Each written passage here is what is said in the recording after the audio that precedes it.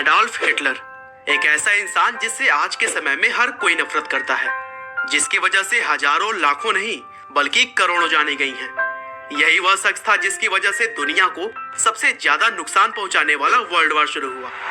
तानाशाह हिटलर के नाम का खौफ इतना ज्यादा था कि न केवल जर्मनी के लोग बल्कि पूरी दुनिया ही उसके नाम से कांपती थी। लेकिन दोस्तों, आज के समय में जिस हिटलर से पूरी दुनिया नफरत करती है, वह अपने समय में बहुत ही प्रभावशाली नेता था। उसके स्पीच में इतना दम हुआ करता था कि वह बड़ी ही आसानी से लोगों को इन्फ्लुएंस कर लेता, और यही वजह बनी कि वह इतनी बड़ी नाजी सेना बनाने में भी कामयाब रहा। और दोस्तों, एक समय पर पादरी बनने की चाह रखने वाला हिटलर कैसे बना दुनिया का सबसे बड़ा तानाशाह, चलिए हम जानते हैं। तो दोस्तों, इस कहानी की शुरुआत होती है 20 अप्रैल 1889 से, जब ऑस्ट्रिया के ब्रोनो एम इन नाम की जगह पर एडोल्फ हिटलर का जन्म हुआ। उनके पिता का नाम एलोइस हिटलर और माँ का नाम क्लारा पोलजल था। और दोस्तों, हिटलर की माँ क्लारा एलोइस हिटलर की तीसरी पत्नी थी और हिटलर अपनी माँ के चौथी संतान। लेकिन इससे पहले कि उनके 3 भाई बहनों की किसी न किसी वजह से बचपन में ही मृत्यु हो चुकी थी। अब चूंकि हिटलर एकमात्र जीवित बच्चे थे, इसीलिए वे अपनी माँ के बहुत ही चहेते थे। हिटलर का शुरुआती जीवन बहुत ही उथल पुथल रहा। रोजी रोटी के चक्कर में उनके परिवार को बहुत सारे अलग अलग शहरों में भटकना पड़ा और अपने पिता के साथ भी हिटलर के कुछ अच्छे संबंध नहीं थे। हिटलर ने अपनी स्कूल की पढ़ाई वोल्कस चले स्कूल से की और बचपन में वे बड़े धार्मिक स्वभाव के व्यक्ति थे। उन्हें चर्च के ग्रुप्स के साथ प्रेयर करना बहुत पसंद था और इसी वजह से आगे चलकर वे एक पादरी बनना चाहते थे। हिटलर बचपन से ही जर्मन के राष्ट्रवादी सोच से काफी प्रभावित थे और इसीलिए ऑस्ट्रिया में रहने के बावजूद भी ऑस्ट्रिया की जगह पर जर्मन का राष्ट्रगान गाते थे।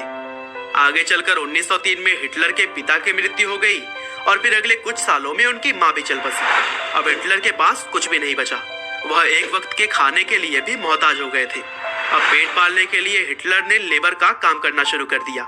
कुछ दिनों तक उन्होंने पेंटिंग भी बनाई और पोस्ट कार्ड बेचकर भी उन्होंने कुछ पैसे कमाए।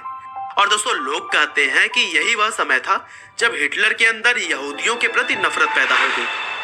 1913 में हिटलर जर्मनी के शहर म्यूनिक शिफ्ट हो गए और वहां पर उन्होंने जर्मन आर्मी ज्वाइन करने के लिए अप्लाई किया और फिर 1914 में उनके एप्लीकेशन को एक्सेप्ट भी कर लिया गया। अब चूंकि जर्मन राष्ट्रवाद पहले से ही उन्हें पसंद थी, इसीलिए उन्होंने जर्मनी के लिए युद्ध में भी बहुत ही अच्छा काम किया और उनके परफॉर्मेंस को देखते हुए उन्हें कई सारे अवार्ड्स भी मिले।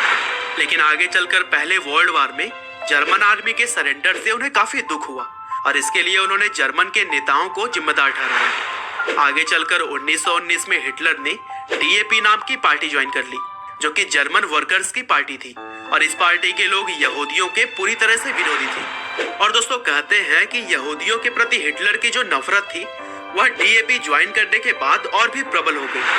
आगे चलकर डीएपी पार्टी का नाम बदलकर नाजी कर दिया गया और हिटलर बहुत ही कम समय में यहूदियों के अगेंस्ट भाषण देकर काफी लोकप्रिय हो गए। वर्ल्ड वॉर के बाद से उस समय जर्मन की आर्थिक स्थिति भी कुछ अच्छी नहीं थी और उसको सुधारने की बातें करके वह लोगों में लोकप्रिय बनते जा रहे थे। इसी लोकप्रियता को देखते हुए उन्हें 1921 में नाजी पार्टी का चेयरमैन बना दिया गया। पहले विश्व युद्ध तक जिसे कोई भी नहीं जानता था, वह हिटलर अब काफी लोकप्रिय हो चुका था। 1923 में हिटलर ने उस समय की सरकार को गिराने का भी प्रयास किया, लेकिन उसमें वो असफल हो गया और 1924 में राष्ट्रद्रोह के इल्जाम में हिटलर को 5 साल की सजा भी सुनाई गई। हालांकि 13 महीने ही उन्हें जेल में रखा गया और इसी बीच उन्होंने मीन कैंप नाम की एक किताब लिखी। हिटलर के जेल से छूटने के बाद जर्मनी की आर्थिक स्थिति थोड़ी बेहतर हो चुकी थी और इसीलिए अब हिटलर को कुछ ऐसा करना था जिससे कि वह लोगों की नजरों में एक बार फिर से आ सके। और यह मौका मिला उनको 1929 में, जब जर्मन स्टॉक मार्केट बुरी तरह से नीचे आ चुका था। लाखों लोगों को अपनी नौकरियों से हाथ धोना पड़ा और बहुत सारे बैंक्स भी बंद हो गए। अब हिटलर देश की इकोनॉमी को पटरी पर लाने का वादा करके दोबारा से लोगों की नजरों में छा गया। हिटलर जिस सियासी जमीन की तलाश कर रहा था, वह अब उसको मिल चुकी थी। हिटलर ने 1932 में राष्ट्रपति का चुनाव लड़ा, लेकिन एक बार फिर से उसे निराशा हाथ लगी। हालांकि अगले साल 1933 में वह जर्मन के चांसलर का चुनाव जीत गया और बस फिर क्या था, ताकत आते ही उसने अपने असली रंग दिखाने शुरू कर दिए। आगे चलकर राष्ट्रपति के मृत्यु के बाद उसने खुद को राष्ट्रपति घोषित कर दिया और फिर सबसे पहले उसने सोशल डेमोक्रेटिक पार्टी को बैन किया और फिर इसके बाद से ही यहूदियों के मृत्यु का जो सिलसिला शुरू हुआ, उसने सबको दहला कर रख दिया।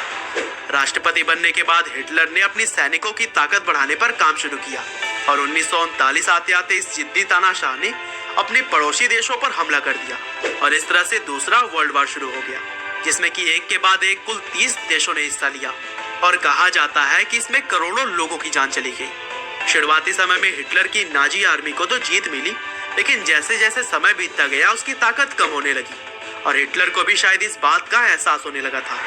29 अप्रैल 1945 को हिटलर ने ईवा ब्राउन नाम की लड़की के साथ तीसरी शादी की और फिर शादी के अगले ही दिन हिटलर अपनी हार को भांप गया था। दूसरी सेनाएं उसके बहुत ही पास पहुंच चुकी थी और इसीलिए तानाशाह हिटलर ने खुद को गोली मार ली और उनकी तीसरी पत्नी ईवा ब्राउन ने भी अपनी जान दे दी। और दोस्तों, हिटलर की आत्महत्या के बाद से दूसरा विश्व युद्ध भी खत्म हो गया